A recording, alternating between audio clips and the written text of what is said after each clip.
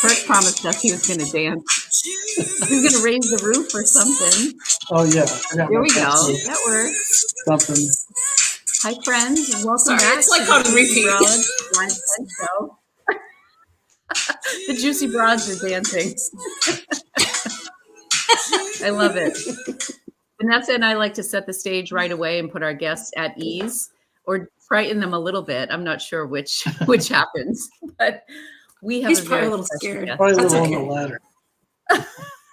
What was the ladder? We scared him. Scared a little. Welcome. I'm a little scared. Don't be scared. No. All right. We're so happy to have you here, Kurt. For those of you who do not know, this is the nibmeister, Kirk Speer, and he is fantastic. Round of applause from the Juicy Broads. Hello, everybody. It's this guy. Glad to be here. Thank you so much for joining us today. We took a week off, and honestly, it feels like it's been longer than a week. Does it not, Vanessa? It really does. Oh, it was weird. Is like, because, last Monday I was out of town. I was at like this huge eclipse party. There was like about 40 people or so at this. I saw the picture. That was impressive. And yeah, it was a lot of fun. We had so much fun. And it was weird because I was like, I feel like I'm missing something today. And it was because we weren't doing the show. So it just feels weird because I'm so used to doing it every week. So that was, the eclipse was happening, bizarre. and Vanessa was like, where are my people at? I'm having, little Juicy Broads withdrawals. Kirk, did you watch the eclipse anywhere? I did not. Our flight from Atlanta kind of flew around it, so we missed the whole thing. So. Oh my goodness, you were in the air? What? I was in the air, but didn't get.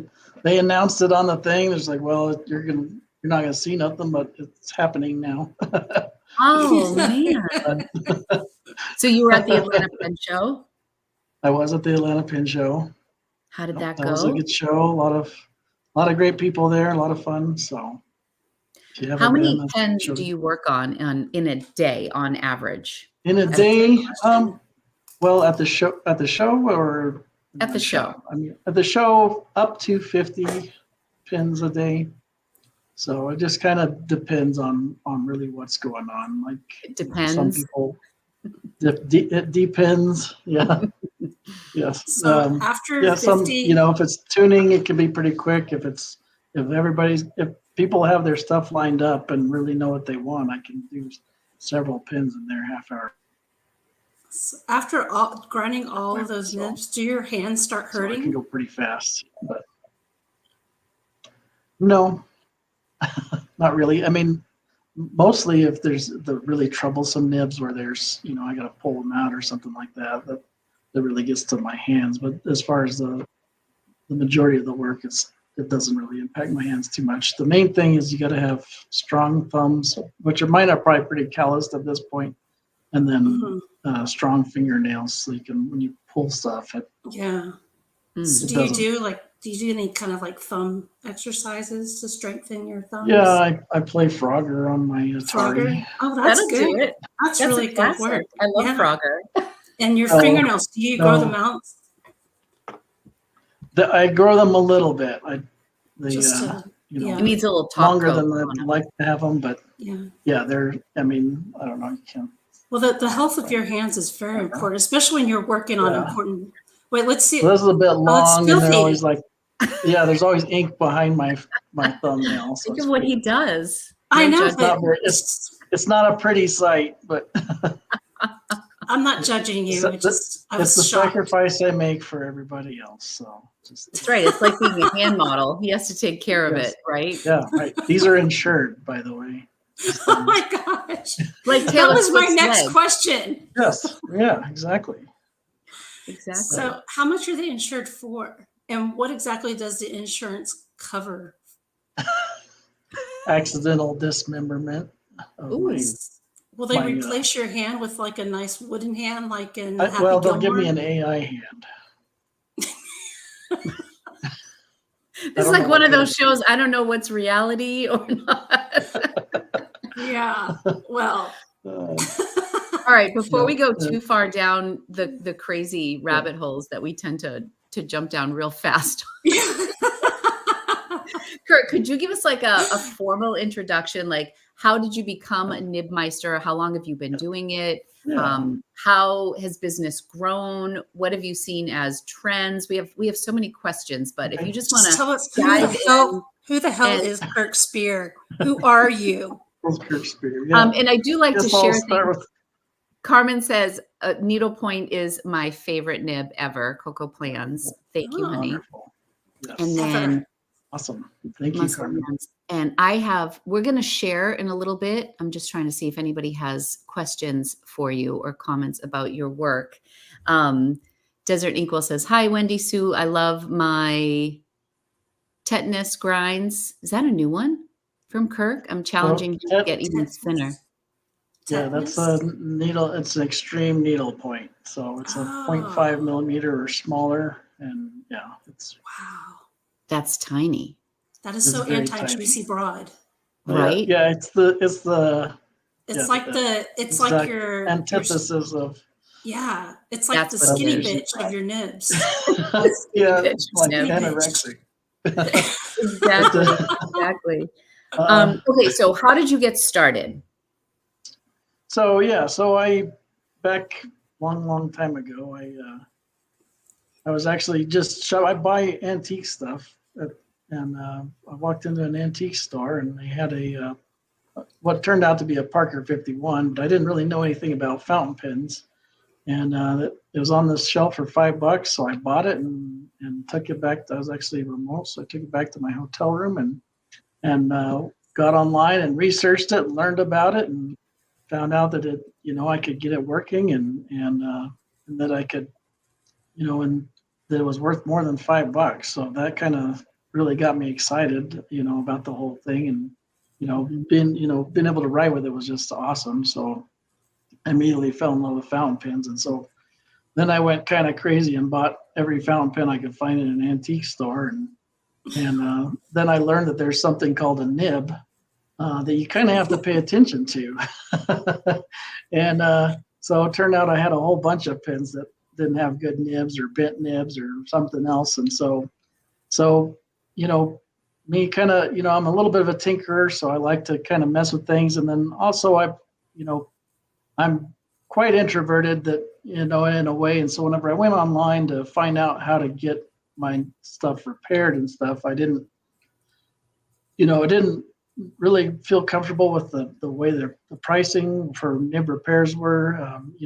Most people online, it's, repair is $30 to $150. And so you don't know what you're going to end up paying unless you probably contact them, which I didn't do.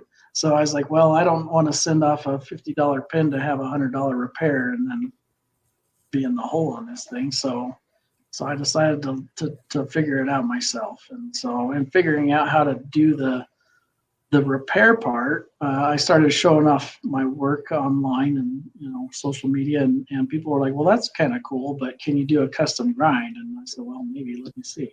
And so that's about 7-8 years ago now, and so that's kind of where I started from. I started out obviously as a nibmeister, and as I kind of worked my way into this, I kind of saw an opportunity to, there's not many shops anywhere in the world that actually offer tuned nibs or custom nibs. You could only, most places you buy the pen and hope for the best, or send it back to the manufacturer and vice and back and forth. And I thought that was not really as an enthusiast, as a collector, I didn't really like the idea of sending my pens back to Germany or Italy or anywhere else when you could, get it done right here. And so that's kind of the thought behind my shop, Pen Realm, is that you could buy a pen and it would actually write well out of the box, and then you could also get it customized if that's your style.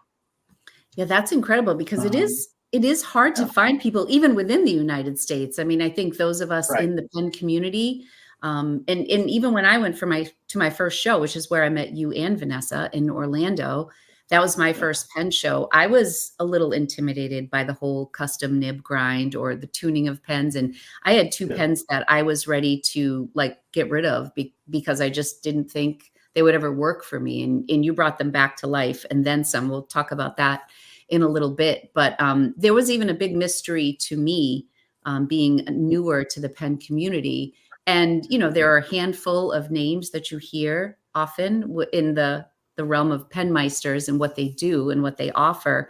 But I think it's fascinating how you got started, that you weren't even into fountain pens, and just how it snowballed into what you do now. And that, and then I do want to apologize if you're an introvert on this show, because yeah, I mean, you're used to people now. I think I hide it pretty well for the most part these days, but yeah, I'm still very much a introverted person. I kind of keep to myself. I'm not super outgoing, but I love people. I love helping people, and I love hanging out with people. So I love going to the shows and everything. And yeah, if I don't, you know, if I don't like come after you, feel free to come after me and come say hi and you know, you're not going to introduce hide yourself anything, or are you? whatever. I'm always happy to talk pens with anybody. You know, I love this business. It's been a blast so far. And I'm going to ride it till the wheels fall off. Well, you offer so much to our community, and I know there are a lot of people in the chat. Usually we try to keep up and chat with everybody, so I'm sorry if I'm missing anything. If I missed a question and you want to share it, you can post it again in the comments for Kurt, and feel free if you see anything, Kurt, in the comments to answer. TC says Kirk Speer is on my list for a special nib grind. What I thought was really awesome at the Orlando Pen Show, Kurt, for me, was when I sat down and you had all the TWSBIs out and you wrote what you gave an example of what the nib grind was, so you could see it in action, and then you could write with a pen that already had that nib grind. That really, really helped me, because I really didn't have any idea what I wanted until I sat down and saw it. Now I have a better idea, and I know how I like my pens to write, but that was really helpful. And I understand, Vanessa, you were telling me that Kirk has added some new ones to his list when he went to Drum Ghouls. Yes, he has. Yeah. He added a few, actually. I don't remember all of them, but I remember one in particular, because if I could have babies, I would name my daughter Monoline. Monoline. Is that one of the nib grinds? Yes. Yeah, It's that's called one of them. Oh, that's Monoline. I thought you were going to name her Concord. You know? That's the other daughter. I would name my daughter Waverly. That's the other daughter. Waverly would be that would actually be really pretty. But I think, you know, it's after the monoline nib. You know, that's I guess the last time I saw you had all these new nibs. But yeah, the monoline. Oh, I see. I know it's monoline. I want, in my mind, it's like monoline, but that is a kick-ass grind. In fact, I did get one on this nice. It was a very juicy broad. It was a coarse nib on this platinum, and I got the monoline on it, so now it writes like a big marker. It's awesome, but unfortunately, I don't remember what your other grinds are. Sorry, Don't hate me. Barking at the neighbor again, as always. Really? I didn't even hear him. That's because I muted myself, which we often do, Kurt, when the dogs enter the room. Sorry, we have a couple questions.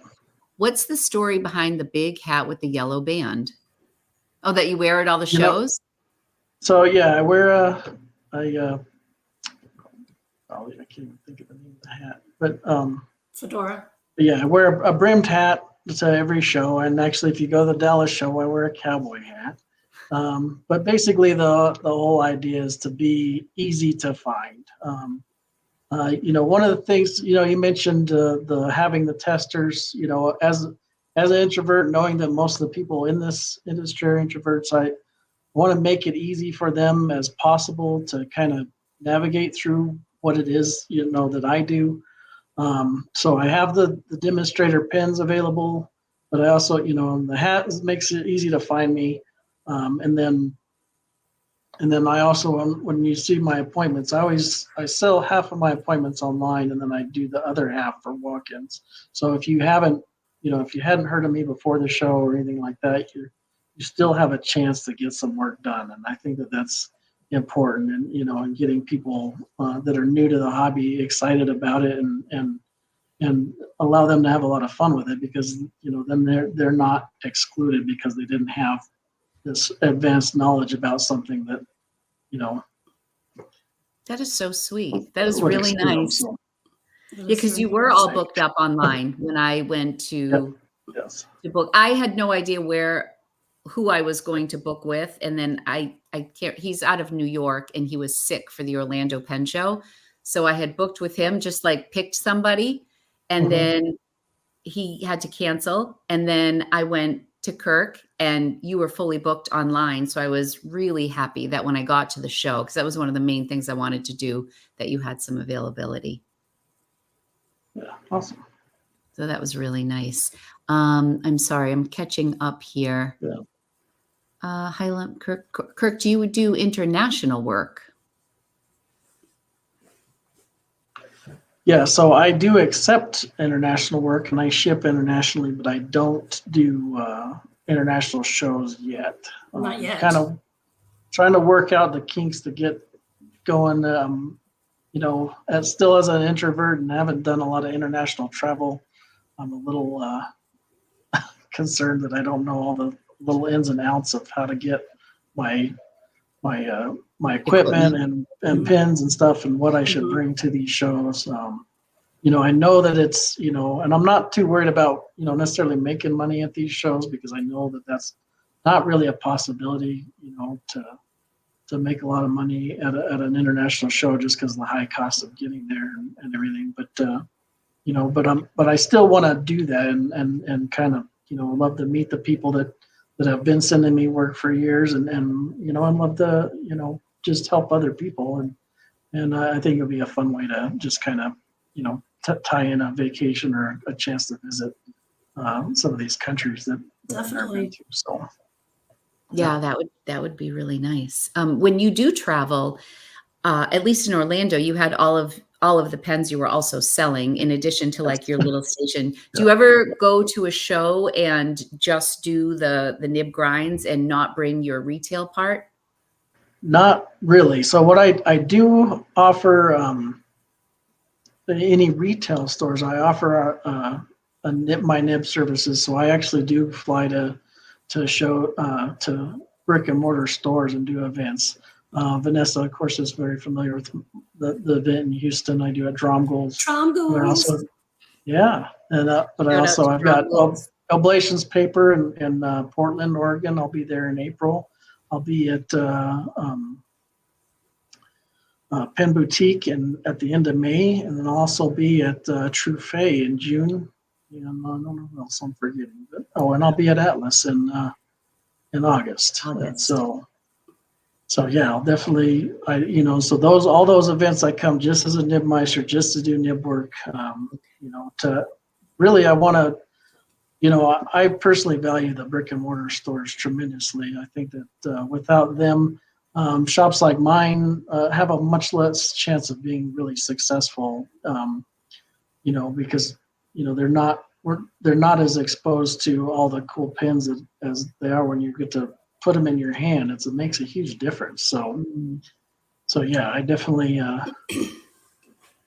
love supporting those guys any way I can. And so I if you're at a shop and you need a nibmeister for an event, or if you're out listening, then feel free to reach out to me. That's excellent. Sounds like you're very busy. I don't know if you'd have time to travel outside of the country, Kirk. Not really. Yeah. I mean, how many shops do you visit in a month? Is it like one or two shops, or how does that work? Well, so currently I'm doing about 2 to 3 events a month. So between shops and pin shows. So okay. I think I'm on schedule for 15 or 16 shows this year.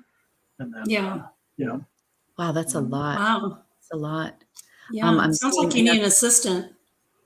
I do need assistance. Yeah. Vanessa's for hire. I've been trying to get him to hire me as his assistant. You could do like a trial run at Drum Ghouls. Yeah, I could. Kirk, Wendy Sue asked, what's the best part of being the boss of your family business? It's a great question. Mhm. Best part of being the boss? I don't know if there's any great things about being the boss. That's a great question.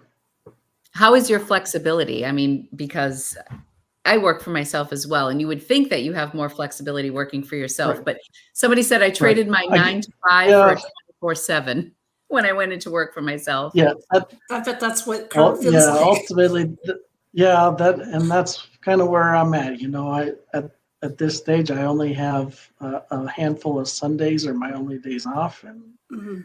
and so it's definitely way more than the 9 to 5 that I had before.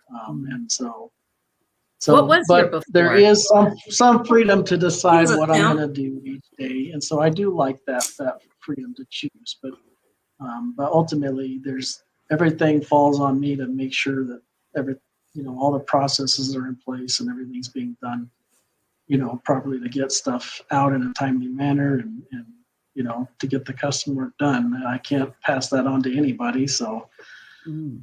Wait a second. it's definitely, a lot of fun, but it's a big challenge. Wait a second. Stephanie Lane, she's the first on the list to be the assistant after Crystal? What the hell, Kirk? I knew you before. Way back when. Oh boy. 2020. We're Uh-oh. fighting over you, Kirk. Uh-oh. Has anybody There's plenty ever of me to show. Has everyone ever wanted to, Vanessa, would you ever become an apprentice, like start doing your own nib work, like learn some nib grinding techniques? Yeah, absolutely. I think it would be a good skill to have, to be honest with you, because then I could work my own nibs and I don't have to wait for Kirk to show up every other month. I could just take care of it. Yeah. Cat Sherry fight. has a question. Yeah. Claws are out. Sherry asked, can you watch the way a person writes and then know what nib grind would be best for them? That's a great question, Sherry. I can definitely get pretty close. I don't know that I can pick 100% of the time what would be best for you, but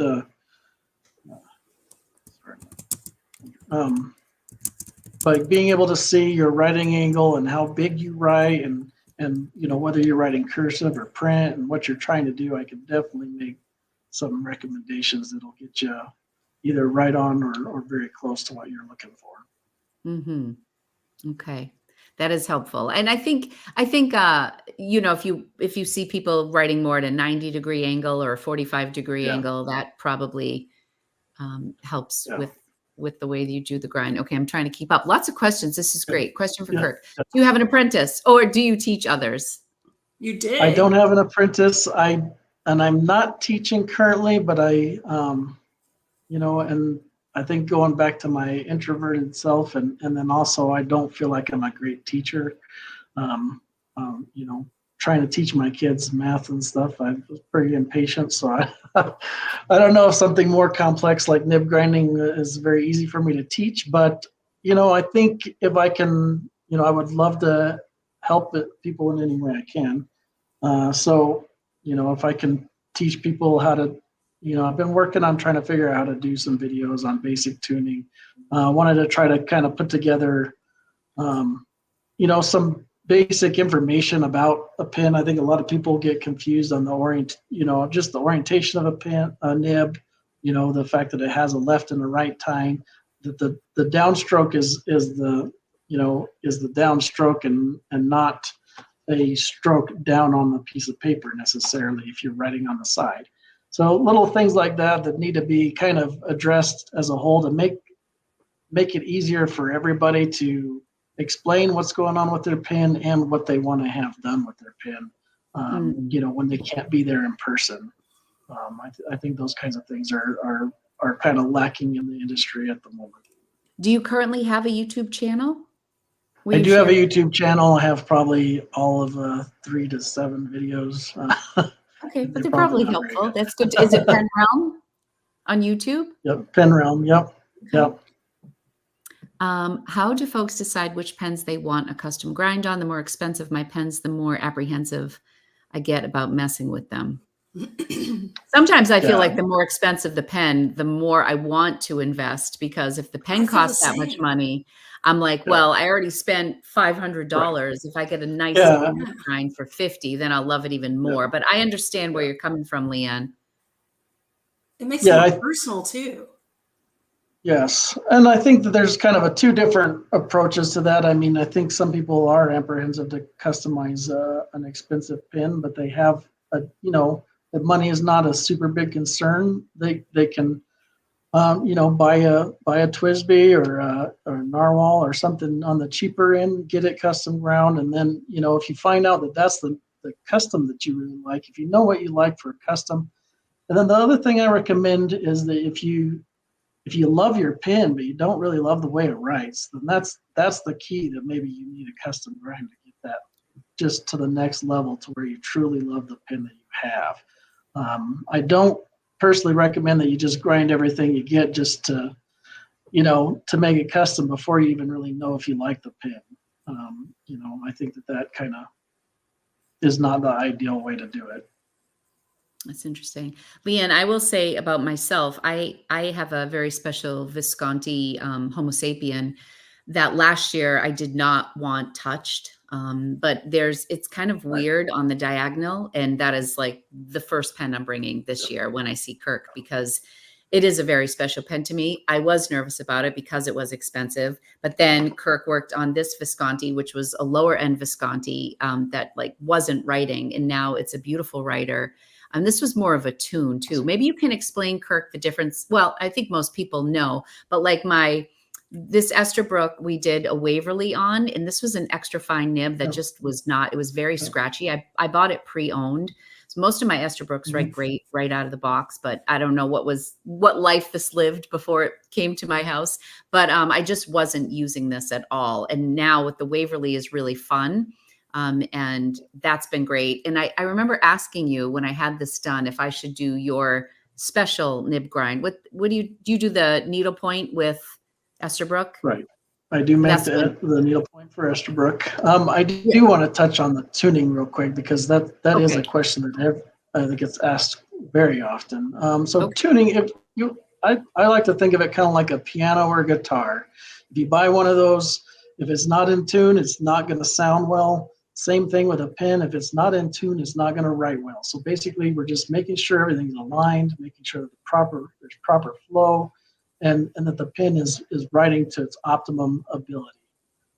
That's basically what a tuning is. You can make some minor modifications and still call it a tuning. You want to make it wetter, or you want to make it drier, you want to make it, not quite as smooth, a little bit more feedback, a little less feedback. Those kinds of things are kind of more personal preference that kind of still fall under the tuning range without quite getting into custom.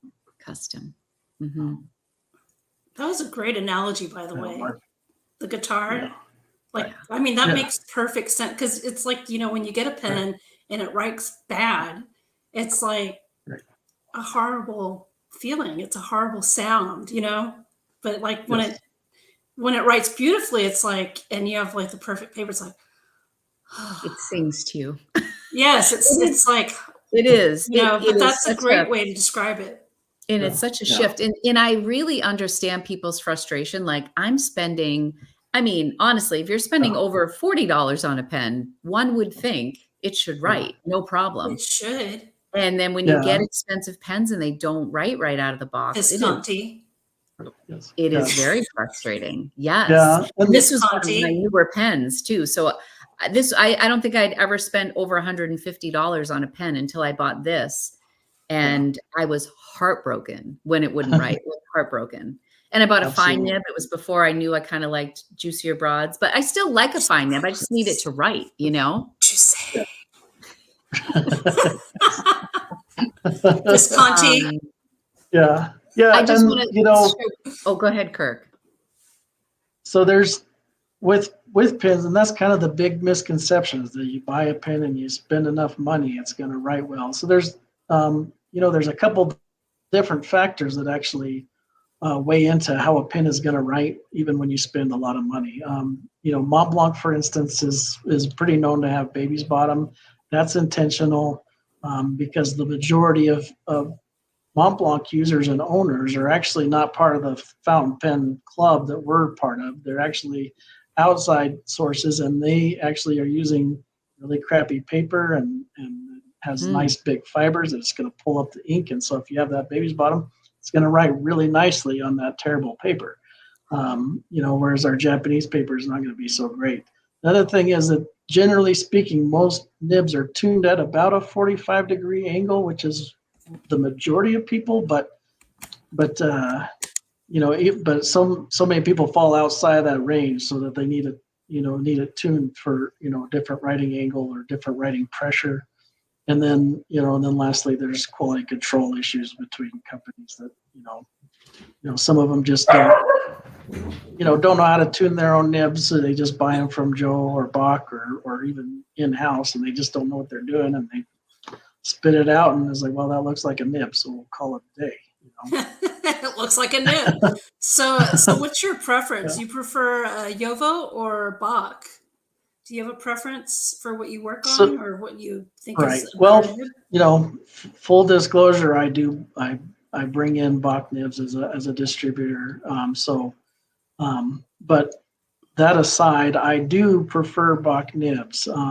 So Joe, if you don't have access to somebody like me to get your pen tuned, make sure it writes well, your better chances are getting a Joe nib. Those nibs in general write a little bit better out of the factory.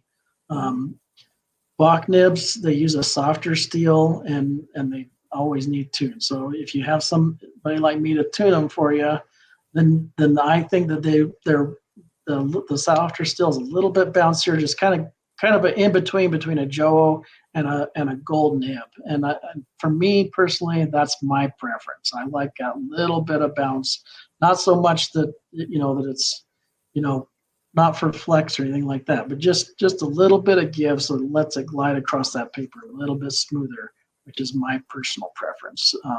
Some people definitely like the higher feedback and the more rigid nib that the Joel presents.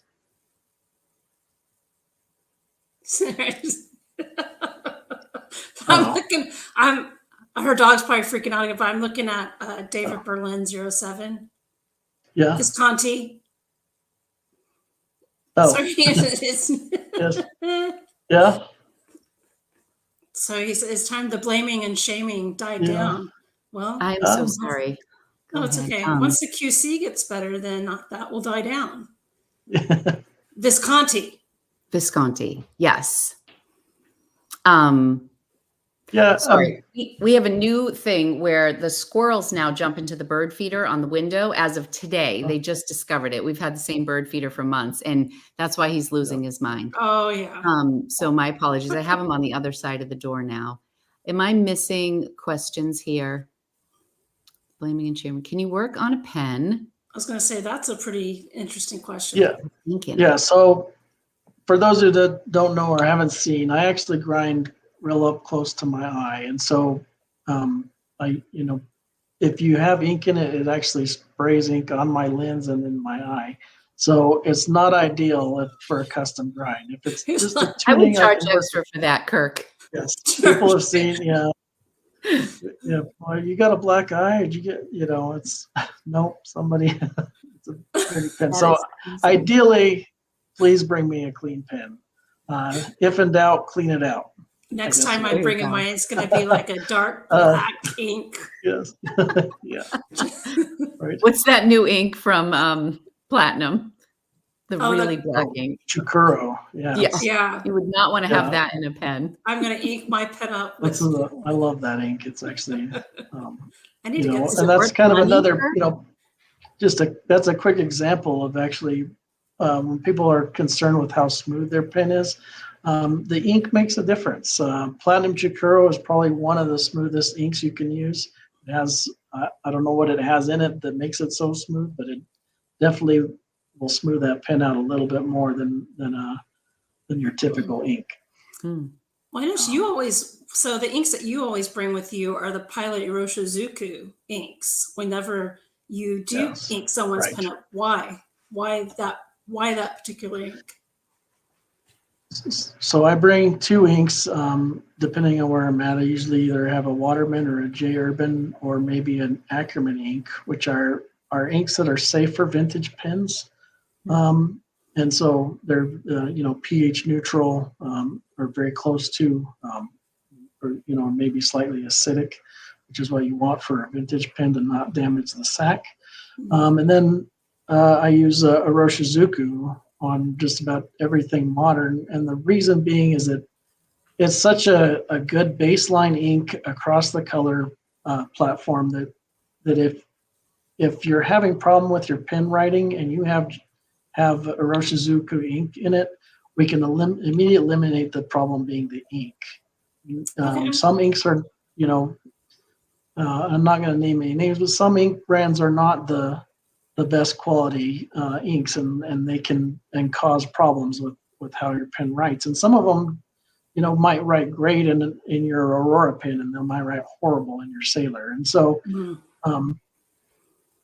so just the ink makes a big difference. And so Iroshizuku inks, I found them to be the most consistent of any inks that I've used.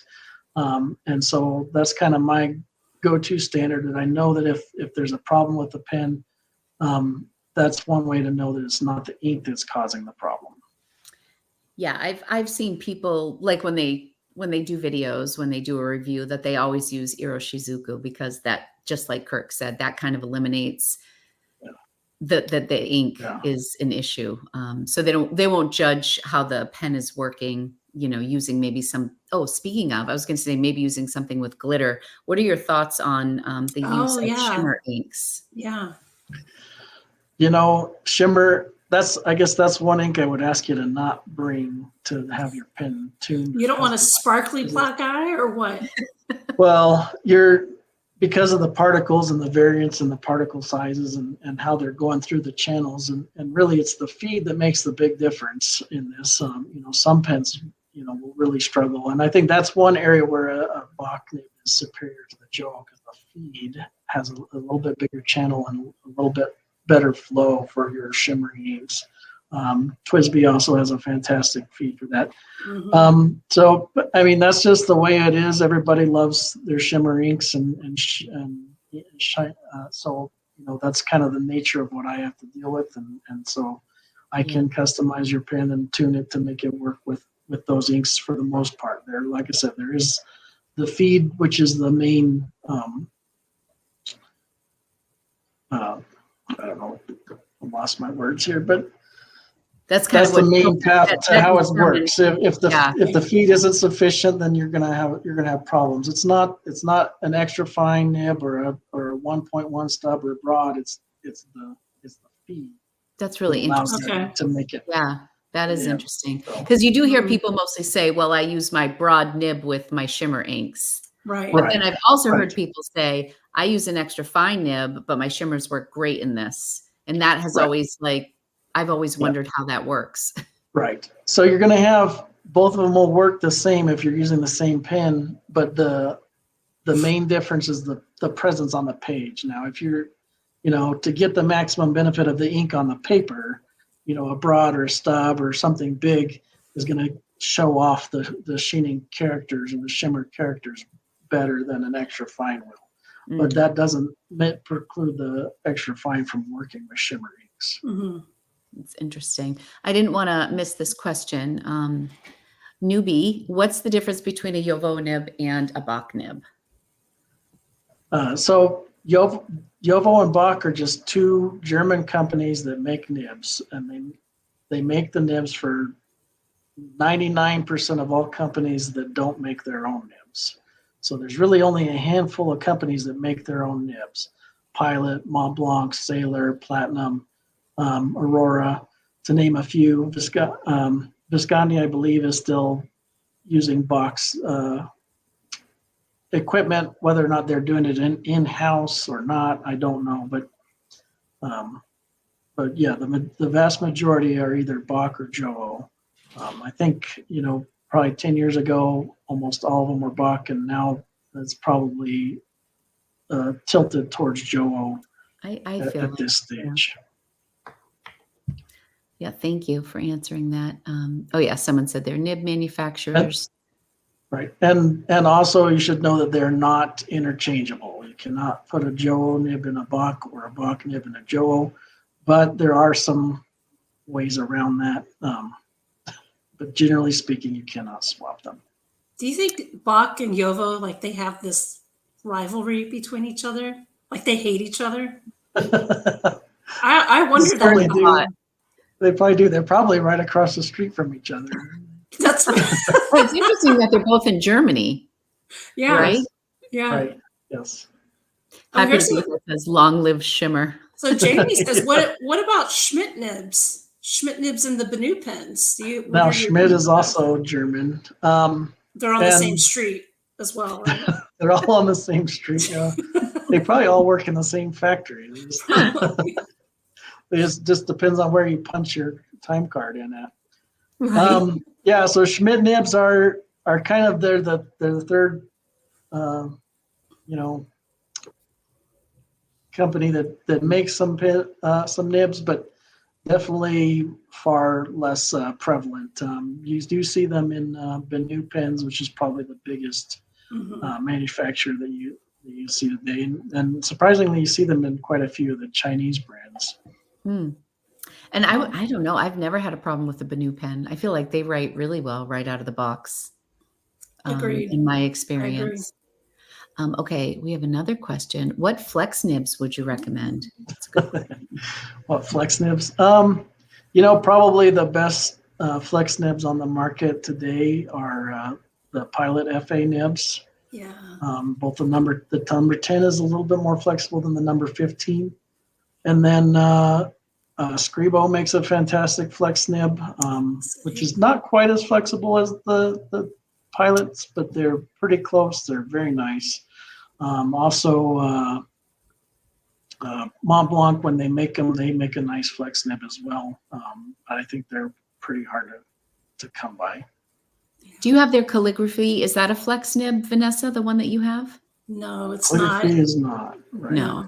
It's kind of like a Fude architect fusion. Yeah. Right. And somebody did point out, the Magna Carta 600. I think that is probably one of the better flex nibs. Haven't tried that one yet. That's kind of new on the scene. Yeah, and then otherwise, you can find if you can find them. Regalia Nibs makes a flex nib as well as Stylo Suite. He does Les does a fantastic job for as far as getting a custom flexible nib. Can you make a flex nib or a nib flexi? Is that possible? I plead the fifth. Why are you laughing? Have you been tinkering? Have you been tinkering with the way to do I that? have flex nibs, and people that have known my name for a while are pretty adamant to get what's the them name or of want to that see them, nib? but, Doesn't it have a special like- name? the most well known is the Secretary of the Flex. I just want to hear you say it because that is the best name ever for a flex That is nib. awesome. That is great. I love it. Yeah.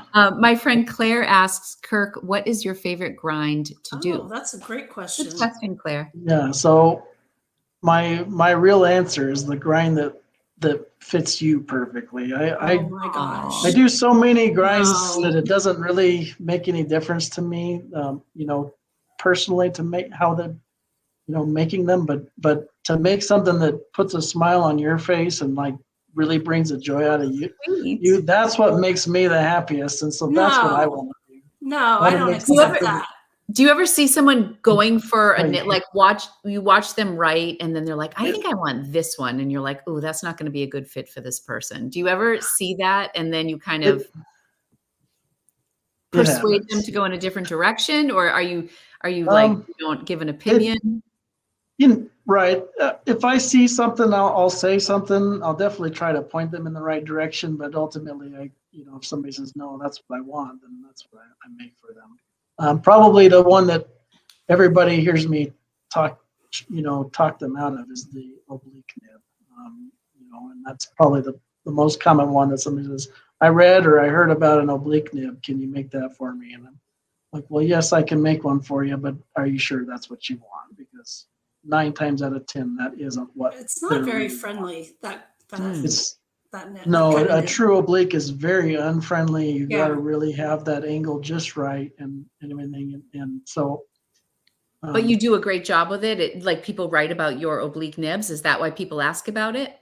I don't know I don't know how many people write about how great my oblique nibs are, but I do, I've definitely had compliments about them, but I think the main thing is that they're, oblique nibs are available from brands like Lamy and Pelican at one time and stuff like that. So some of the vintage pens out there came with an oblique option. And so I think a lot of people maybe fantasize about that a little bit or have heard about it or have used one maybe, and so they think that might be what they need because they rotate or whatever. But most of the time I find that that's not really what is best for them. You gave me good advice because I considered getting the needlepoint because that was kind of like your specialty nib. And Kirk looked at me and he said, you can go to Estabrook and order that. Like, I'm right in front of you. You have all these choices. So write and see which one you really like. And I thought that was really good advice because you can get a needlepoint from Estabrook, from their, direct from them. So that was great. And that's how I ended up with the Waverly. So I appreciate that because this is a great nib grind for me. TC asks, what grinds do you use? So I write very questions. small. So my personal pens are like needle points and postings and stuff like that. And I do little funky variations of like a cursive italic that's ultra fine and tetanus, anything that's really tiny. That's kind of my lane. And so that's, I think that's part of why I stand out with my needle points, because I think a lot of people think that they have to be really scratchy in order to write with them. And, and I think that they can be a lot smoother than a lot of them are. Your needlepoint is actually pretty smooth for a very, fine nib. And I hate fine nibs like that, but your needlepoint is actually very pleasant. Yeah. That's great. Coming from a juicy girl. Yeah. Is there anything you would like to learn from Mike Masuyama? He was another nibmeister. Yeah. Well, I would love to learn how to surf. That's awesome. Mike's, I haven't really spent a whole lot of time with Mike, and I would love to actually sit with him and chat and stuff. And I think there's a couple things that are, me being self-taught and learning how to do this all myself. I've kind of developed so many methods and habits that are contrary to the way Mike Masuyama or Mark Bacchus or any other nib grinder that I have a lot of reverence for. Just the whole processes are so different that I don't know that there's too much I would ask him in regards to how to do something. But I would still love to chat with him and just kind of just feed off of him and just hear what he has to say and what his opinions are about things. And I imagine that would be a really interesting conversation between all the nibmeisters. He's here. Who's here?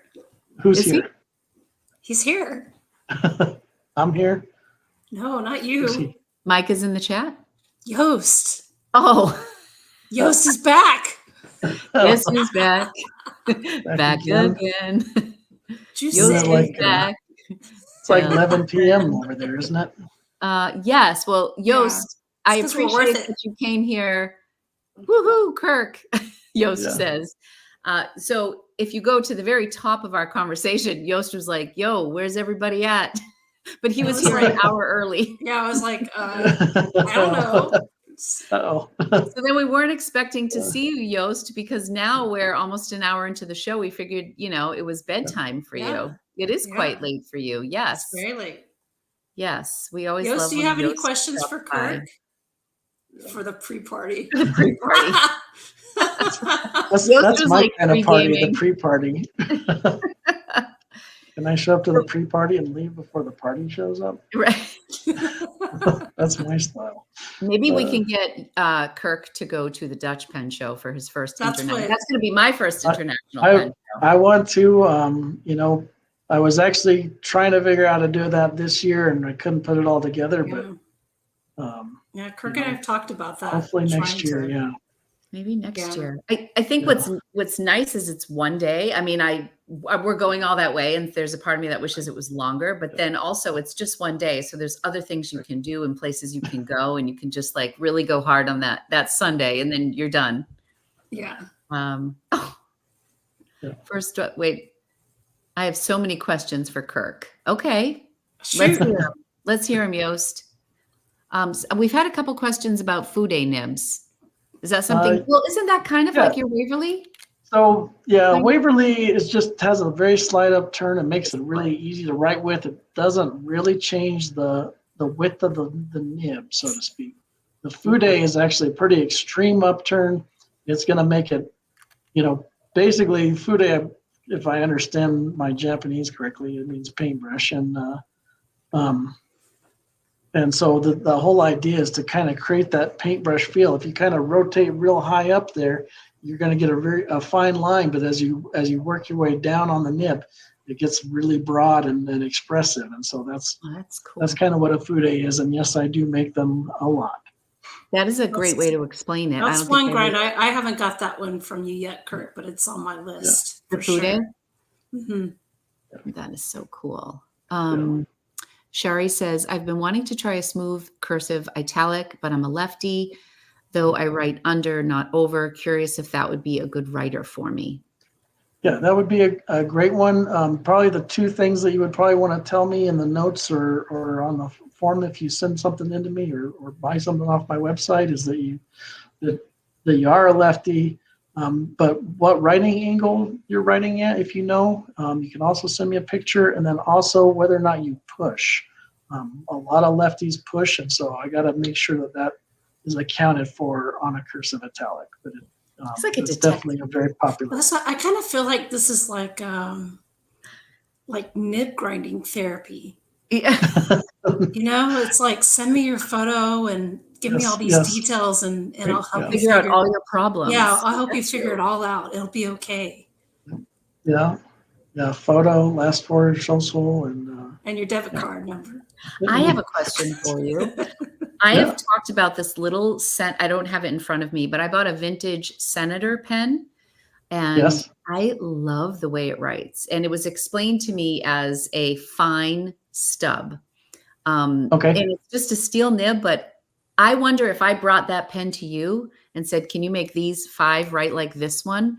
Because I don't know what it is about this pen. I mean, it is a stub and it's a finer nib, so it's not as wide. It's just really smooth. Everything about it I love, and it was just the way it came to me. And I was wondering if I could bring a pen to you and you could kind of just model another nib after that. Yeah, and so for that, I would say that yes, I can match it up and kind of get all the same dimensions and everything, and for the most part, it'll be very similar. One thing that changes is that a vintage Senator has a different nib and a different tipping material than a modern Sailor or a modern Pilot or a modern Joel or a modern Bach or anything else, and so some of the character that's in the tipping itself cannot be replicated on a modern pen, and so while you can get the writing so it makes the same downstroke and the same cross stroke and everything else, it may have just a slightly different feel overall when it's all said and done. Okay. Lenny says Kirk is a national treasure. That should be like a bumper sticker, right? Does that mean I should be buried somewhere? And maybe, I don't know. Special. Thank you, Lenny. That's very nice. Kirk for president. And Yost says that you could even make a spoon write smoothly. Can you do that? Wow. I can, yes. I'd like to see that. Yeah, I might do that. Challenge accepted? Challenge accepted. All right. There you go. Yeah. Claire says you're a maestro of the nibs. Yeah, wow. Peter, Claire's husband, always calls me maestro. Oh, is that? Oh, that's Peter. That's right. I forgot that Yep. he's using her phone, or I don't know. But Peter and Claire Oh, are both in the oh, they're house. both. Are they both on? I think Oh, so. I didn't see Peter in the chat. Yeah, I think Peter said something like he's using her iPhone and something, but they're both logged in as Claire. Oh, So, we yeah. appreciate that you're both here. They're both here. Coco times 2. Yes. That's fantastic. Hey, Yost wants to know who makes the worst nibs, Kirk. Who makes the worst nibs? You can tell us. I can't tell you. Yes, He's you not going can. to say that. Why- Yost is why also you- stirring the I'm- pot. Yost likes to I'm stir the pot. disinclined to acquiesce to that request. There you go. I apologize. Nibmeister is totally a fountain pen word. That sounds dirty, but isn't. There are a lot of fountain pen words that sound dirty, but aren't. I was going to say nib, like getting your nib grind. Vanessa, Yeah. we Right. talk about juicy broads after dark. It's Yeah, it's still there's- 4:55. There's a ton of innuendo in this industry, and I think as a There is. nibmeister, we get the benefit from a lot of. I bet you do. I bet. Well, yeah. Is I there- like it okay. wet, Oh, it's just so much. There's just So Julia Royal says this is a safe space. You can, yeah. you can I think express this is yourself live here. and probably recorded. So It is recorded. yeah. Oh. How broad do I like my nibs? So I like small nibs. I like extra fines, needle points, and ultra sharp Willem, nibs. did you see what he wrote? Ooh,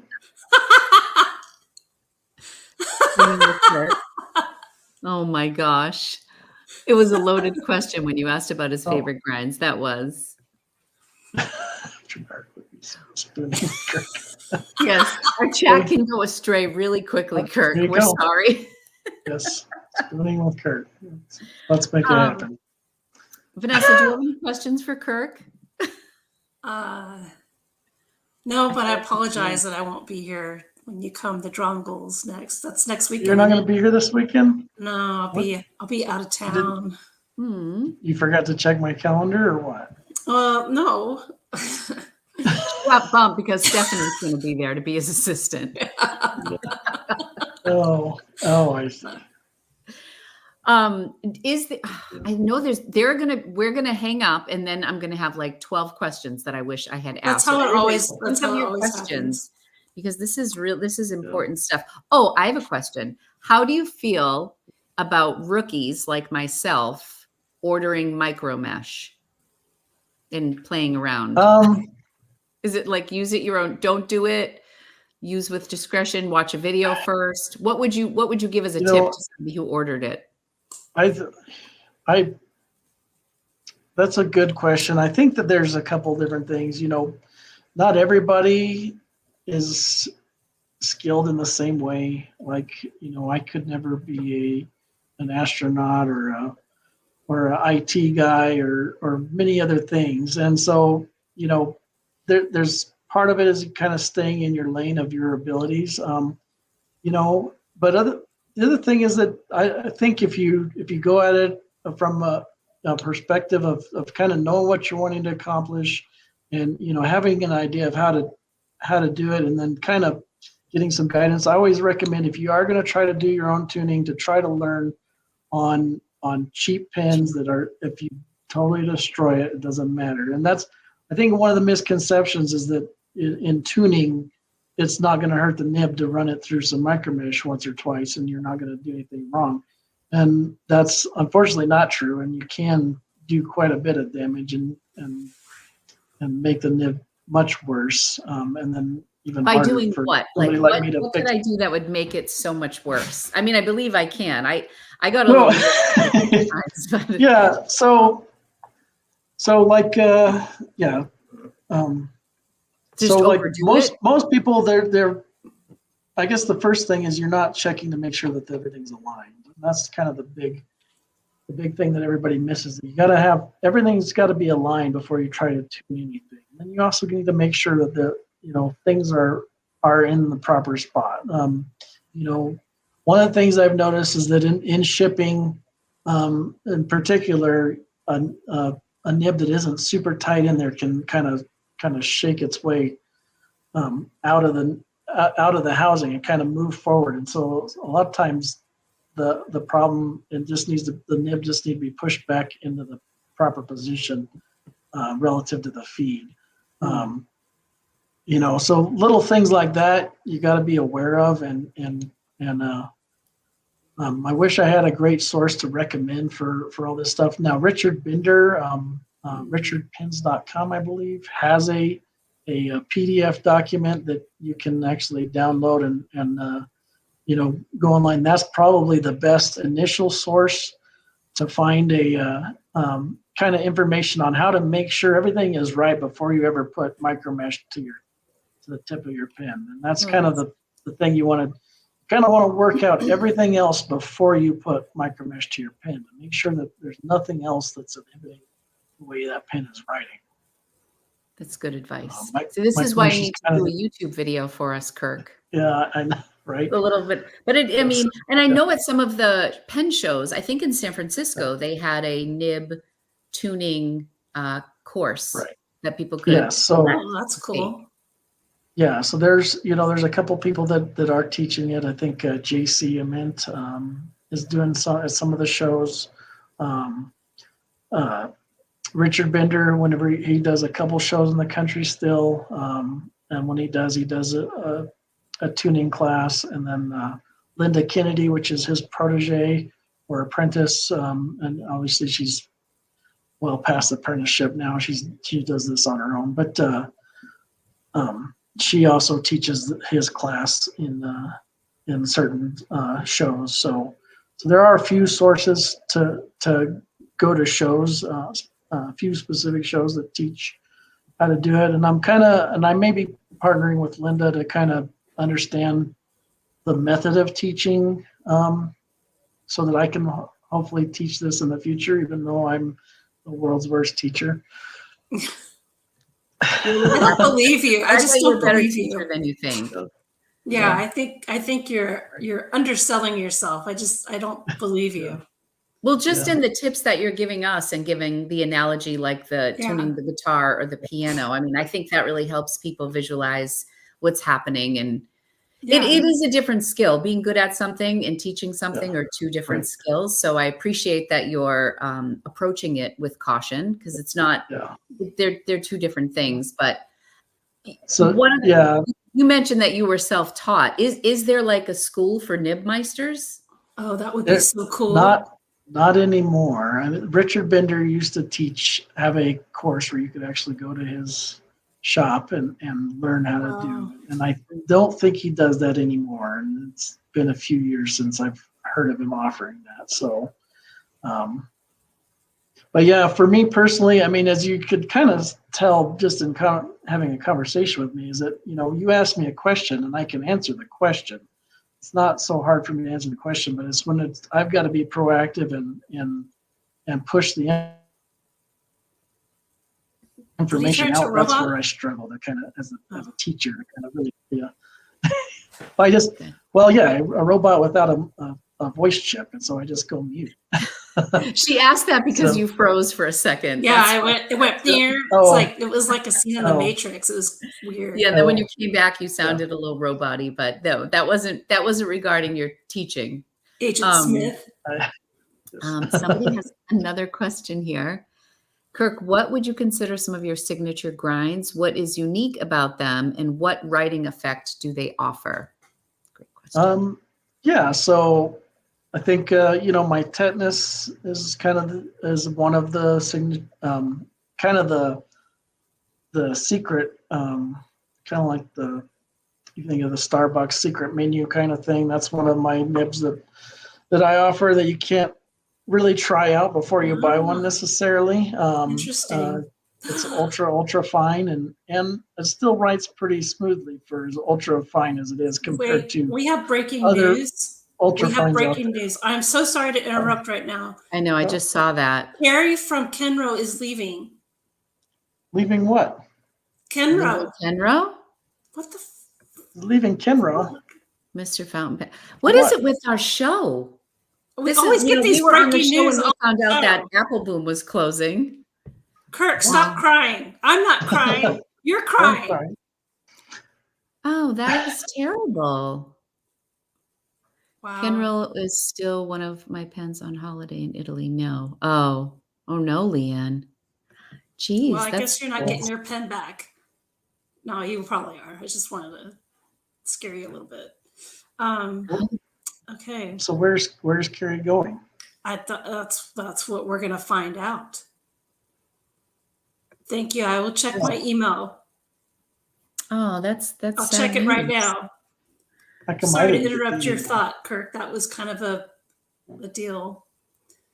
But how do you feel right now about that, Kirk? How does that How make do you I feel about that? How do you Well, feel? I mean, I love Carrie, so I hope that he's still in the industry and then we get to hang out with him. I mean, I think people move around from time to time, and I hope that it's all for the best for both Ken Rowe and for Carrie. But yeah, Yeah. Well I said. don't know what Well to say. said. I hope it's all for the best. So I guess that's Yeah, what- it sounds like he is moving on to yeah. new adventures, whatever that means. And Yeah. he's been holding down the fort at our pen show. Well, you know what? That means they need to hire me. It's time. Willem wants to know if he's joining the Juicy Broads. to join the Juicy Frogs. Maybe. Well, Put Carrie on. just as they're separating on good terms, so that's I good. just kind of feel like I need to run some music for this little montage of photos of Aw. Carrie. It's like, Yeah. Kirk, can you sing something in the background while I do that? Can you just, like Yeah. that Sarah McLachlan song? Yeah, With- and the- I will always love you. That's so perfect, Kurt. Thank you. Whitney, you went Thank for you. it. I love All right. that. That Thank was you. fantastic. Most people ask me not to sing, and now you know why. No, No, that was I'm gonna beautiful. ask you again. That was I have a tear. I have a tear Oh, right now. that's in too your mirror? bad. That is too bad. yeah. Corinne There's says, the oh, wrong she's song. talking to Leanne. I'm sorry. I'm trying to, Kirk, I'm sorry. I have a CSI. That's a custom smooth italic from Kirk on one of my hand turns pens. It's fantastic. I wrote mostly in cursive, so I prefer. I need about 10 custom smooth italics in my collection. I have very few. I have I love them. 2 of his smooth italics, and they're awesome. They I bet they're rock. beautiful. They Yeah, rock. and kind of going back to the question about some of my other nibs. So the Imperial is another one that I do that's Oh, kind of that's a unique great to me. one. It's Mhm. quite popular. It's a type of stub, but instead of taking the material off the bottom, I take it off the top to get the line variation. And what that does is save some of the ball of the nib, which is the smooth part, and allows for a very smooth writing pen, but giving you a little bit of line variation. Yes. And then That probably sounds the- really interesting. That It's sounds a great. really, I think I have like 4 pens with that I specific think you grind do on too. it. Because I'm I'm writing it always, down. I Imperial? always like to write, Imperial. yes, the It's Imperial. extremely popular. great. And then, the CSI and the needlepoint I do a ton of. Everybody seems to like those a lot. And then the other one is my namesake grind, the Spear Point, which is a kind of a medium broad on reverse, and then on the forward side it's like a needlepoint. Wow. I can make the forward a little bit broader for certain people, on certain nibs for people if they like it that way. But yeah, it's basically a dual-sided nib that is really hard to replicate on a drum style grinder like what most of the other nibmeisters use. So I think that kind of sets it apart in a different way. Where do you get your equipment? Are they like tools made for other purposes that you use? Yeah, well, yeah, nibmeister.com. They have That's a real thing. no. Oh, Yes, that's real. should I write it in the notes? But most of the tools are just other, tools for other industries that you just find ways to adapt to what you want to use. Well, yours is like, you kind of use like a Dremel. Yes. kit, which is. I use a Dremel type motor. It's often called like a micromotor. but yeah, just I think you probably see it more in dental. Well, what made you Industry. go with that direction? Because I've seen different, you know, nibmeisters have different ways of grinding their nibs. I mean, like if you look at Gina Salarino, she has Yeah. like this whole, I mean, it's completely different from how you do yours. So how Right. did you decide to land on, hey, this Well, Dremel like system is the way I'm going to do it? yeah, so I'm kind of a tool junkie, and so I actually have probably a half a dozen of the type of machines that Mark Bacchus and Gina and everybody else that you see uses. The only ones I don't have are the sailor style that like Mike Basayama and Matthew Chin use, just because they're not available in the United States for any, you know. And so if they were available, I'd already have it, but I have dozens of grinding machines. So I've tried them all. I've used them all. I do use all of them from, on different occasions for different things. So it's not so much that theirs are more or less superior in that it's just that's the one that I use is what I found to be the most adept for the majority amount of grinds that I do. So Do you have one that you would say is the most popular, most requested nib grind? I mean, my Architects and my Cursive Smith Italics are extremely popular. The needlepoint is also hugely popular, and I think the interesting thing about nib grinds is that a lot of times they are predicated on what pin is purchased. So meaning that, like, for instance, if you're a journaler or a planner and stuff, a lot of those people writing in their Hobonichis and stuff, write really small. They want to have a needlepoint because they got to have that, and I find that there's a colorways, the kind of the muted, the tans and the browns and That's you. And Those are all the cream plain colors. girls. Yeah, I'm kind of muted. So those colorways of pins lend themselves to the planner people that want those needle points. So you can kind of predict a little bit what pins are going to be customized to what. Okay, and who are the people who get the architect grinds and like that is, you can like analyze people with this. This is kind of cool. He's like, I knew the grind she wanted before she even sat down. Right? Oh. So architects, for people that typically are writing print, and so that's kind of, I find that, that's a lot of people that are still in school that need some kind of a header type nib. While my architect does not come pre-tuned on the reverse side, it is an option, and so a lot of people like to have that option added so that you can write both, a kind of an extra fine or needle point-ish point on the reverse side, and then big and broad architect on the forward side to kind of get, a dual purpose nib. Right? Yeah. Sherlock Holmes And of grinding. Oh, go ahead. Yeah, go ahead. Actually, Yost also, besides this question, he wants to know if you can train me. If I can train Yost or if I can train Vanessa. This girl. Probably. There you go. Yeah. She's a quick read. She's quick on her feet. Yeah. She's great. And she'll make you laugh the whole time. Maybe. Yes. Or I'll make you cry, whichever you feel like doing. Oh. What do you think of stack nibs? Yeah, what about those stack nibs?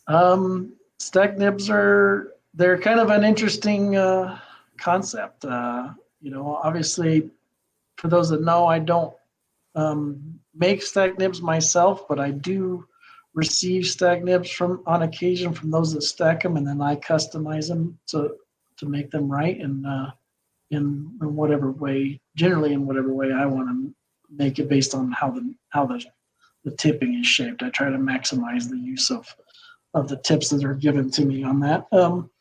But for a guy that writes with an extra fine nib, it's kind of hard for me to really enjoy the just the massiveness of these. But that's me. There's plenty of people that this is good for, if you, especially so many of us have 1 million bottles of ink, and so if you've got too much ink and you want to find a way to get rid of some of it quick without feeling guilty, get a stack nib. Get yourself a stack nib and just go to town. You can just screw the bottle into the pen. Now Screw the bottle into the pen, cool. and then what you do is you just paint the walls of your house with it. You make like a nib IV where you could just kind of plug it in. Nib IV. And it's like hooked up to this bag, on the wall or something. Could be kind of cool. Hysterical. I love it. Okay, I need to let the planner girls who write with medium nibs in vibrant colors. That's important. They all have I'm not a small writer, but I do like the neutrals. Right. And this person is exactly what when you get into the colorful pens, you typically go bigger. Bigger Interesting. nibs. Because of the bright colors, they lend themselves to, colorful pens are colorful people, right? So, damn right. There you go. See, this is a good question too. Do you offer a stub nib fine enough for Hobonichi? That's something I've been looking for. I think that's why I like my Senator, because it's a fine stub. Yeah, so I wouldn't necessarily go for a stub. If you want to do it on a Hobonichi, I would go with the cursive italic, but I could do a cursive italic on the extra fine, and I could even make it a extra fine cursive italic, which would probably be even more appropriate for the Hobonichi. So there's not a ton of difference between a stub and a cursive italic when it comes to a custom grind. The cursive italic has both sides sharpened on the reverse and on the top and bottom of the nib, and so it just allows for a more consistent narrow line, no matter what writing angle you're using. Whereas a stub is kind of a flat face with the bottom sharpened, and so if you rotate too high up, you're actually widen back out again.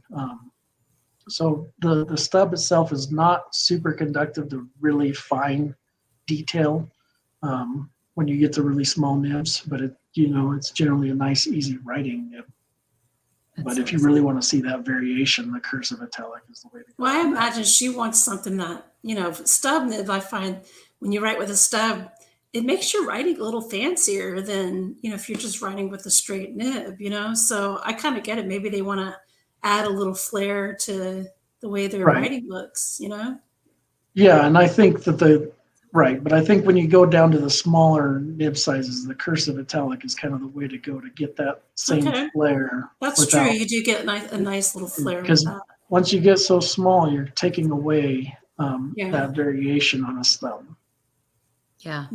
I think one of the reasons I enjoyed fountain pens when I first started, I was coming from the planner community and using the brush pens, or trying to use them, or, trying to get that pretty penmanship. And then if you do use a stub, you can achieve that look, at least with your titles and stuff, not necessarily with your content. But it gives you that little bit without having to know how to use the brush pens. It's a little bit of a different look, but do you think the feed also can cause problems to the nib? Well, I guess I wouldn't say that the feed causes problems, but the feed definitely is an integral part. And if the feed isn't everything up to par on the feed, then you're going to have problems with the ink to flow. But that's kind of the, that's the source of ink for your nib. So the nib's got to go from your converter or your piston or whatever source, and it flows into the channel in the feed, and it exchanges ink for air. And so that, as that goes and it makes its way up to the slit of your nib, and it travels down the slit to the Was tip. that an after And dark so, comment that he just, yes, some after he just kind of dark giggled? words. Yeah, Pause. my apologies. Yeah,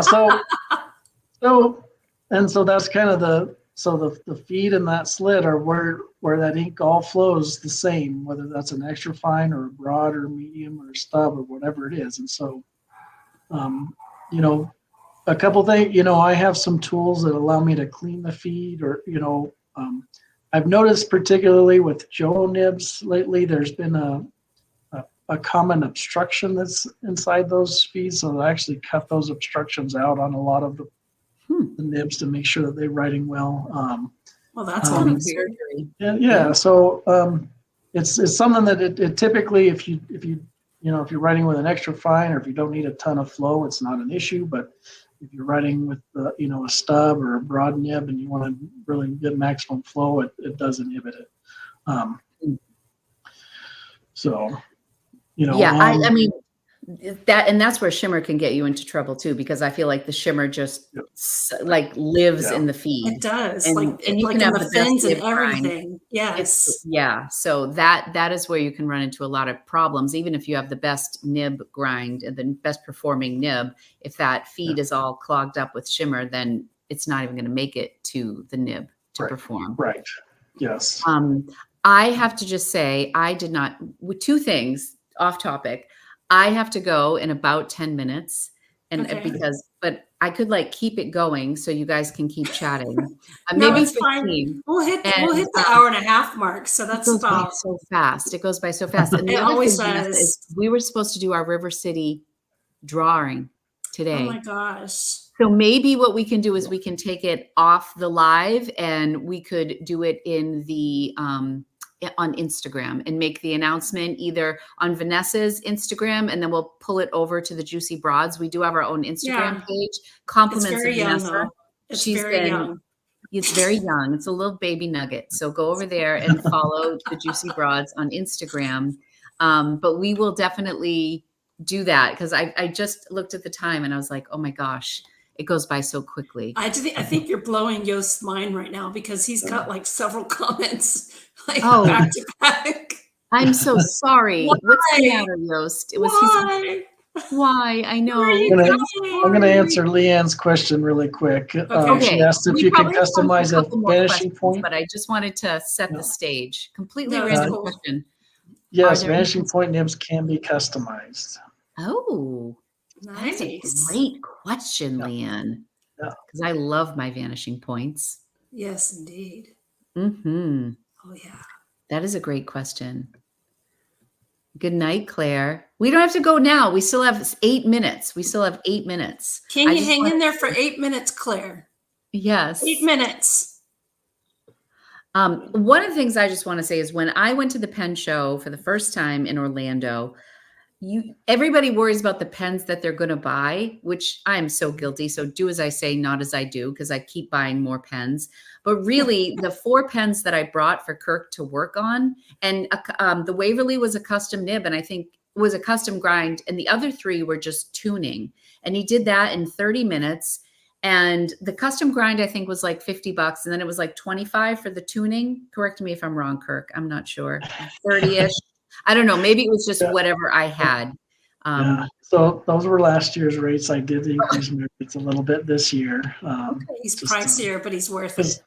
Everything is so expensive these days, and I'm trying to stay afloat. So, well, that is totally fair. The point I was trying to make is I brought 4 pens, and for a little over $100 or under $200, it may seem like a lot, but I had 4 pens that I wasn't using. And it just brought them all back to life. So if you if you have a pen that you love and you're not using it, instead of buying a new pen, get that one tuned, and you won't need to spend the money, because most of the pens we're buying now are over $100, and you can have the nib fixed, and it like made me love these pens that I was literally ready to throw in the trash because I just could not get them to work. So my little soapbox, I think you are not going to throw that pen in the trash. Never. Never. I was thinking about it. Just the nibs I was going to throw in the trash. Vanessa, do you have any final questions? Do you have any questions for us, Kirk? Or do you want to tell us the next. What do you want to know, Kirk? What? What do I want to know? What do you want to know? Do you have any questions for me or Lori? What do you want to know? Put the poor man on the spot. Okay, listen. How did you get started in fountain pens? What? What's your origin story? That's your origin question. Story, you know my origin story. I've told you this. Well, I was talking to Lori. Oh. Sit back, Vanessa. Sit back, bitch. Well, let me tell you my story, Kirk. No, my story, I shared a little bit of it. I started in the planner community and watched a video by one Helen of Coffee Monsters Co. She's in Canada, and she had a fountain pen that she bought herself for graduation. She bought herself, what did she buy herself? I can't remember. Oh, it was a Pelican M800.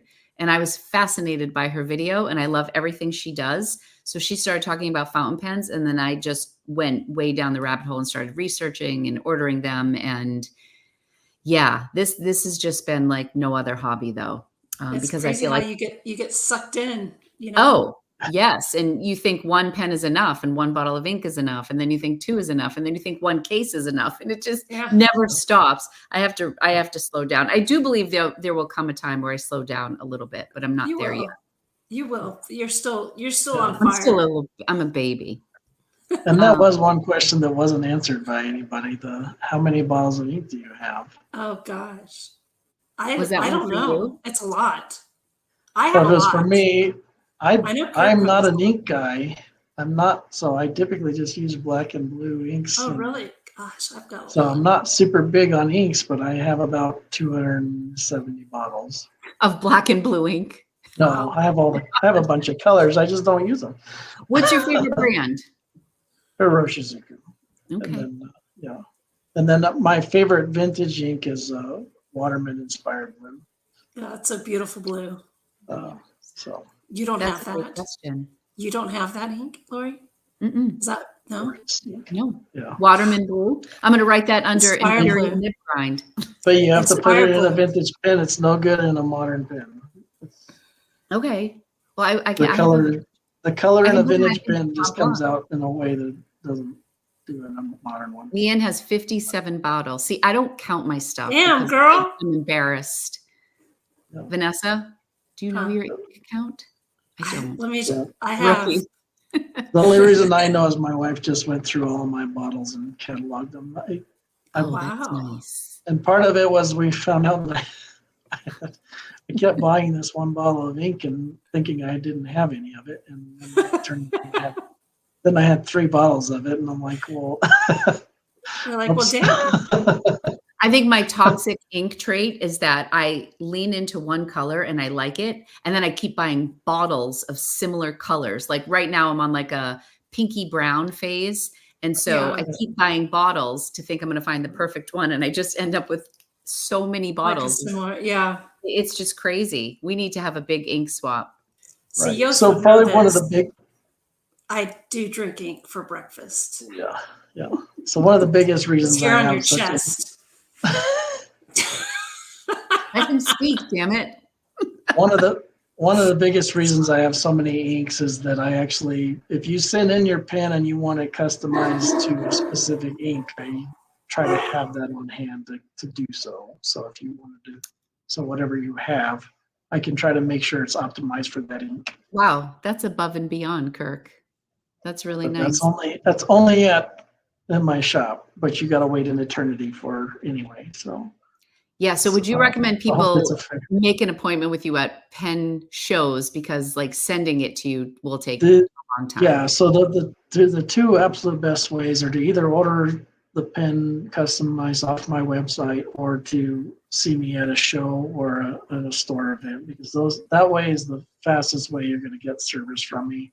I do take in mail-in orders, as mentioned before, but it's currently about a 4-month wait, and so it's a little long. And part of the delay is because I do so many events. Right, that takes you away. Trying to make sure that I'm not over promising and under delivering on things. So yeah, I agree. The best way to catch you is I just wait for you to come to Drum Goals. Right. Right. And yeah, so You know. if you have a chance to see me somewhere, plus I get to meet you and I get to see your smiling face, and that I love Yeah, that of part of it course. for me. Yeah. But also it's way faster for me to do a custom for you at a show or an event Definitely. where we can hand it off and ensure that it's absolutely perfect for you. Right, because Kurt will I continue think to back to you to try, Right. like as you're Yeah. working on it to see that you Yeah. get the Yeah. perfect. Yeah. Are you going to Yoseka by chance? Are you going to You Stationery going to Fest? Stationery Fest? So unfortunately I can't do that one. Because I'm doing San Francisco and DC and Atlas that same month. So that's 3 of my 4 weekends in August. So That's a lot. Wow, that I was do a have a lot. family and I try to see them once in a while. You What should. about Orlando? Yes, you Back to should. Orlando this year? I will be back in Orlando. It's one of my Okay. favorite shows. That's and, yeah. I love that All show right. too. That's a get good to show. see you, right? Yeah. What is this? Maybe we need to table this question. What workshop am I doing at the Dutch Pen Show? I am going to be Oh, this hosting is Vanessa. Oh. What are you doing? 2 wax seal stamp workshops. Fantastic. Yes. We're excited about that. I am excited about that. I really enjoy that workshop. It's a lot of fun. Sign I up now. I like to light stuff on fire. So That's great. I'm happy to hear that, Vanessa. No, I Thank you. am. I'm going to take it again. Good. Okay, so we Yeah. probably need to wrap up, sadly, because I feel like we still have more. We still have more. Should we do we need to have a part 2 with Kirk? Could have a second episode, I suppose. Yes, Part you are 2? always welcome back, Kirk. If nobody's too bored of me yet, yeah. Of I don't course think not. so. We still have 93 people in the chat. I was going to say, as an introvert, I think you did really well Yes. with the show. Do And I Thank know you. how introverted I you get a are. little gold star? You do. Yes. Next time I see you, I will bring your gold star. Look at all this. Yes, part 2. Yes, Kirk should come See? back. Yes, Yeah. please. Look at that. So you know They what you love all you. can do? Thank you, everybody. If you did not have a question answered today, or if when we say goodbye, you think of a question for Kirk, let us know in the Juicy Broads. Vanessa on Instagram has like, what questions should we answer on the Juicy Broads? And maybe we can do a new one specific to Kirk, and you guys can let us Yes. know some of your questions, and then we'll have Kirk back. And yeah, because look at, people are loving you, Yeah, Kirk. So you Lively need to come Plans. back. Lively Plans just gave you a gold star. Oh, now. yeah. So, See okay. that? So everybody, if you approve of Kirk's performance in this episode, if you could leave him a gold star in the comments, I think that would really make his day. Yes, gold star. Leave us a thumbs up if you want him to come back, and also subscribe to the Juicy Broads if you're not subscribed yet to And our please YouTube leave channel. us a 5-star review on Yelp. We would really appreciate On it. Yelp. 5-star review on Yelp. Yeah. All right. We should do that. We should Oh, we do can- some fake ones. That would be hilarious. Oh, look Yelp. at Claire See, gave you look at 10 that. stars. Look at Yeah. that. Look at that. Yeah. Well, that's a Sincerely, 6-star. Kirk, this was amazing. I was so excited to have this. Thank you, Vanessa, for coordinating this for our show. It was such a Absolutely. treat to have Kirk here. Kirk To wouldn't miss share it. some of his knowledge. I think there's a lot of mystery around custom nib grinds. People can get Yeah. intimidated, and you really Yeah. broke it down so nicely for everybody. So thank you. Good, yeah, and I try to be available and easy to answer questions. Like I said, I'm not the best at being proactive and pushing information out, but I'm always happy to answer those questions. And if you ever see me at a show, don't be afraid to come by and say hello or bug me about anything you have a question about. I'm always happy If to you see him answer. at a show, get your name on his wait list immediately the so that you list. can get a pen done. Even if you Yeah. don't have a pen yet, just put your name there, because then you'll find a pen and you'll want a custom grind before Right. the end of the weekend. I promise you. And you And will Kirk love it. also sells pens. So, I mean, he has Yeah. usually has a whole table of inventory there with him. So you could always look at his inventory and then, sign I'll up and have get him to I'll have 3 tables in Orlando. So crap. yeah. Wow. Damn. I I think Yeah. wow, that's growth. We're excited for that. Some ass. Yeah. Yeah. Well, let us Yeah. know when your signups go live. How long Yeah. in advance do you usually do your signups for a show? I generally say up to 3 months. I don't really Wow. have a specific day that mostly it's about fitting it in my work schedule and finding time to put it up there. But I try not to do it too far in advance, but I know 3 months is still quite a bit of an advance. And That's great to know. I would have thought it was much closer to the date. So now I know yeah, to yeah, get in there right. early. Yeah, you can get in quite early most of the time. So That's good. yep. So yes, Carmen, you will have to wait before the show. And you can sign up for Dutch Pen Show 2025. Yes. Yeah, Shameless I'll tell you self- what, if you get all my appointments booked, Yost, then we can. There you go. There you go. There it is. Kirk will be full for 2025. All right, friends. So I have 2 friends named Kim, and they were born a week apart, and we are celebrating their birthdays tonight at dinner. So my drink order is already in. Happy birthday. Happy birthday to my Kims. Yes. Thank Yes. you once again, I'll Kirk. tell them I said it. They'll be excited, probably. Probably not. We will be back next week with a new episode. I don't know if it's Vanessa and I solo or if we will pull someone out of the hat. Someone will be pulled out of the hat. Just know that. Oh, So it'll be an interesting I'm episode. keeping my Vanessa head and I on. need to catch up. And then we'll Yes. let you know when we have Kirk part 2. So be on the lookout. Thanks, everybody. Mwah. Thank you. Stay juicy, bitches. I was waiting for that. Bye, everyone. Stay broad.